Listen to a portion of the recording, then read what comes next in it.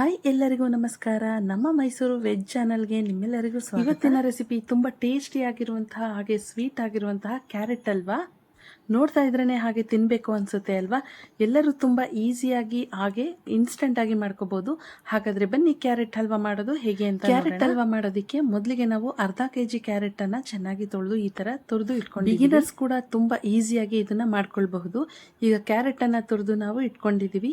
ಈಗ ಒಂದು ಪಾನ್ನಲ್ಲಿ ನಾವು ಸ್ವಲ್ಪ ತುಪ್ಪನ ಹಾಕ್ಕೊಳ್ತಾ ಇದ್ದೀವಿ. ಮೊದಲಿಗೆ ನಾವು ಕ್ಯಾರೆಟನ್ನು ಹುರ್ಕೊಳ್ಬೇಕು. ತುಪ್ಪದ ಜೊತೆಗೆ ಎಣ್ಣೆ ಬೇಕಾದರೂ ಹಾಕ್ಕೊಳ್ಬಹುದು, ಅದು ಆಪ್ಷನ್. ಬಟ್ ನಾನು ಇಲ್ಲಿ ಎಣ್ಣೆನ ಹಾಕ್ಕೊಳ್ತಾ ಇಲ್ಲ, ಡೈರೆಕ್ಟ್ ಆಗಿ ತುಪ್ಪದಲ್ಲೇ ಫ್ರೈ ಮಾಡ್ಕೊಳ್ತಾ ಇದ್ದೀವಿ. ಸೊ ತುಪ್ಪದಲ್ಲೇ ಫ್ರೈ ಮಾಡ್ಕೊಳ್ಳೋದ್ರಿಂದ ಟೇಸ್ಟ್ ತುಂಬಾನೇ ಚೆನ್ನಾಗಿರುತ್ತೆ. ಮೊದಲಿಗೆ ತುಪ್ಪನ ಹಾಕೊಂಡು ತುಪ್ಪ ಬಿಸಿಯಾದ ನಂತರ ಡ್ರೈ ಫ್ರೂಟ್ಸ್ ಅನ್ನ ಹಾಕೊಳ್ತಾ, ಬಾದಾಮಿ ಮತ್ತೆ ಗೋಡಂಬಿಯನ್ನ ಹಾಕೊಂಡು ಒಂದು 5 ಸೆಕೆಂಡ್ ಫ್ರೈ ಮಾಡ್ಕೊಳ್ಳೋಣ. ನಂತರ ಇದಕ್ಕೆ ದ್ರಾಕ್ಷಿನ ಹಾಕೊಳ್ತಾ ಇದ್ದೀವಿ. ಫಸ್ಟೇ ನಾವು ದ್ರಾಕ್ಷಿನ ಹಾಕೊಂಡ್ರೆ ಸೀದೋಗೋ ಚಾನ್ಸಸ್ ಇರುತ್ತೆ. ಬಾದಾಮಿ ಮತ್ತೆ ಗೋಡಂಬಿ 50% ಫ್ರೈ ಆದ್ಮೇಲೆ ದ್ರಾಕ್ಷಿನ ಹಾಕೊಳ್ತಾ ಇದೀವಿ. ಒಣ ದ್ರಾಕ್ಷಿನ ಹಾಕೊಂಡು ಈಗ ಮೂರನ್ನು ಫ್ರೈ ಮಾಡ್ಕೊಳ್ಳೋಣ. ಗ್ಯಾಸನ್ನು ಮೀಡಿಯಂ ಫ್ಲೇಮ್ನಲ್ಲೇ ಇಟ್ಕೊಂಡು ಚೆನ್ನಾಗಿ ಫ್ರೈ ಮಾಡ್ಕೊಳ್ಬೇಕು. ಈಗ ನೋಡ್ತಾ ಇರಬಹುದು ಬಾದಾಮಿ, ಗೋಡಂಬಿ ಮತ್ತು ದ್ರಾಕ್ಷಿ ಎಲ್ಲ ಚೆನ್ನಾಗಿ ಫ್ರೈ ಆಗಿದೆ. ಇದನ್ನು ಸಪ್ರೇಟ್ ಪ್ಲೇಟ್ಗೆ ಎತ್ತಿಟ್ಕೊಂಡಿದ್ದೀವಿ. ಈಗ ಅದೇ ಪಾನ್ನಲ್ಲಿ ತುಪ್ಪ ಇದೆಯಲ್ಲ, ಸೊ ಅದಕ್ಕೇ ನಾವು ತುರ್ಕೊಂಡಿರುವಂತಹ ಕ್ಯಾರೆಟನ್ನು ಹಾಕ್ಕೊಳ್ತಾ ಇದ್ದೀವಿ. ಕ್ಯಾರೆಟನ್ನು ನಾನು ಬೌಲಲ್ಲಿ ಹಾಕ್ಕೊಳ್ತಾ ಇದ್ದೀನಿ. 2 ಬೌಲ್ ಕ್ಯಾರೆಟ್ ಆಗಿದೆ. ಇದನ್ನು ಹಾಕ್ಕೊಂಡು ಚೆನ್ನಾಗಿ ಫ್ರೈ ಮಾಡ್ಕೊಳ್ಳೋಣ.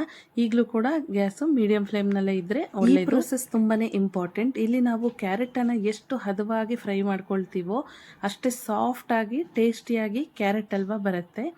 ಸುಮಾರು ಒಂದು 10 ನಿಮಿಷ ಇದನ್ನು ಚೆನ್ನಾಗಿ ಫ್ರೈ ಮಾಡ್ಕೊಳ್ಬೇಕು.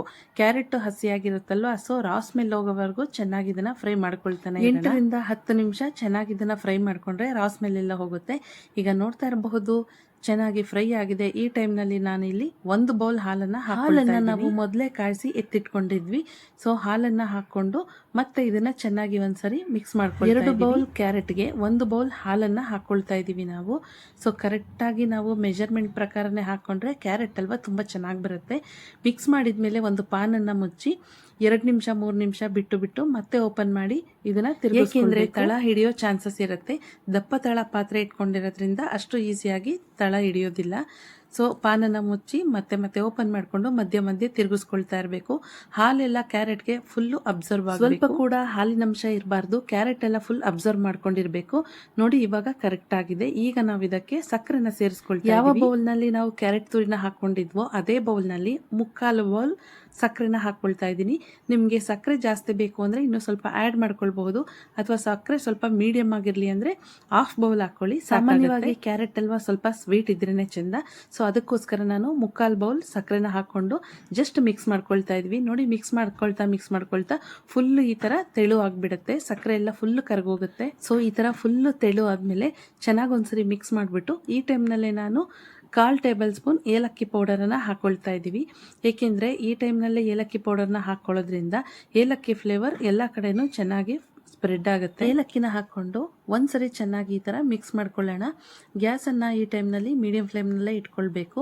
ಈಗ ಒಂದು ದೊಡ್ಡ ಚಮಚ ತುಪ್ಪನ ಸೇರಿಸ್ಕೊಳ್ತಾ ಇದ್ದೀವಿ. ತುಪ್ಪನ ಸೇರಿಸ್ಕೊಂಡು ಮತ್ತೆ ಇದನ್ನು ಮಿಕ್ಸ್ ಮಾಡ್ಕೊಳ್ಳೋಣ. ತುಪ್ಪನ ಒಂದೇ ಸರಿ ನಾವು ಹಾಕ್ಕೊಳ್ಬಾರ್ದು, ಹೆವಿ ಹಾಕ್ಕೊಳ್ಬಾರ್ದು, ಸ್ವಲ್ಪನೇ ಹಾಕ್ಕೊಂಡ್ರೆ ಈಗ ಮತ್ತೆ ಪಾನನ್ನು ಮುಚ್ಚಿ 1-2-3 ನಿಮಿಷ ಬಿಟ್ಬಿಡೋಣ, ಚೆನ್ನಾಗಿ ಬೇಯುತ್ತೆ. ಈಗ ನೋಡ್ತಾ ಇರಬಹುದು ಮತ್ತೆ ಪಾನನ್ನು ಓಪನ್ ಮಾಡಿ ಮತ್ತೆ 1 ಚಮಚ ತುಪ್ಪನ ಸೇರಿಸ್ಕೊಂಡು ಮಿಕ್ಸ್ ಮಾಡ್ಕೊಳ್ತಾ ಇದ್ದೀವಿ. ಕ್ಯಾರೆಟ್ ಹಲ್ವನ ಮಾಡ್ಕೊಳ್ತಾ ಇದ್ದೀವಲ್ಲ, ಇದೇ ಚಮಚದಲ್ಲಿ 2-3 ಚಮಚ ತುಪ್ಪನ ಸೇರಿಸ್ಕೊಂಡ್ರೆ ಆಯಿತು. ಸಕ್ಕರೆ ಅಂಶ ಎಲ್ಲ ಅಬ್ಸರ್ವ್ ಆಗೋವರೆಗೂ ಚೆನ್ನಾಗಿ ಈ ಥರ ಮಿಕ್ಸ್ ಮಾಡ್ಕೊಳ್ತಾನೆ ಇರಿ. ಈಗ ಮ್ಯಾಕ್ಸಿಮಮ್ 90% ಎಲ್ಲ ಅಬ್ಸರ್ವ್ ಆಗಿದೆ. ಈ ಟೈಮ್ನಲ್ಲಿ ನಾವು ಫ್ರೈ ಮಾಡಿಟ್ಕೊಂಡಿದ್ವಲ್ಲ ಡ್ರೈ ಫ್ರೂಟ್ಸ್, ಅದನ್ನು ಸೇರಿಸ್ಕೊಂಡು ಮತ್ತೆ ಇದನ್ನು ಒಂದ್ಸರಿ ಮಿಕ್ಸ್ ಮಾಡ್ಕೊಳ್ತಾ ಇದ್ದೀವಿ. ಈ ಟೈಮ್ನಲ್ಲಿ ಮನೆಯೆಲ್ಲ ಘಮ ಅಂತ ಪರಿಮಳ ಬರ್ತಾ ಇರುತ್ತೆ, ಅಷ್ಟು ಚೆನ್ನಾಗಿರುತ್ತೆ. ಈಗ ಇಷ್ಟನ್ನ ಮಿಕ್ಸ್ ಮಾಡ್ಕೊಂಡ್ರೆ ಸಾಕು. ಗ್ಯಾಸನ್ನು ಆಫ್ ಮಾಡಿಬಿಡಿ. ಕನ್ಸಿಸ್ಟೆನ್ಸಿ ತೋರಿಸ್ತಾ ಇದ್ದೀನಿ ನೋಡಿ ಎಷ್ಟು ತೆಳುವಾಗಿ ಚೆನ್ನಾಗಿ ಬಂದಿದೆ ಅಂತ. ಇದನ್ನು ನಾವು ಸ್ವಲ್ಪ ಹೊತ್ತು ಮುಚ್ಚಿಟ್ರೆ ಇನ್ನೂ ಕೂಡ ಚೆನ್ನಾಗಿ ಗಟ್ಟಿ ಆಗುತ್ತೆ. ಕನ್ಸಿಸ್ಟೆನ್ಸಿ ಇಷ್ಟೇ ಇದ್ದರೆ ಸಾಕಾಗುತ್ತೆ. ಈಗೇನು ನಾವು ತೋರಿಸ್ತಾ ಇದ್ದೀವಲ್ಲ ಇಷ್ಟು ಬಂದರೆ ಸಾಕು. ಇನ್ನೂ ಕೂಡ ಫ್ರೈ ಮಾಡ್ಕೊಳಕ್ಕೆ ಹೋದರೆ ಚೆನ್ನಾಗಿರಲ್ಲ, ತುಂಬ ಗಟ್ಟಿಯಾಗಿ ಹೋಗ್ಬಿಡುತ್ತೆ. ಈಗ ನಾವು ಗ್ಯಾಸನ್ನು ಆಫ್ ಮಾಡಿ ಸ್ವಲ್ಪ ಹೊತ್ತು ಬಿಟ್ಬಿಡೋಣ. ಒಂದು 5 ನಿಮಿಷ ಬಿಟ್ಟರೆ ಸಾಕು. ನೋಡ್ತಾ ಇರಬಹುದು ಕ್ಯಾರೆಟ್ ಹಲ್ವಾ ಎಷ್ಟು ಚೆನ್ನಾಗಿ ಬಂದಿದೆ ಅಲ್ವಾ.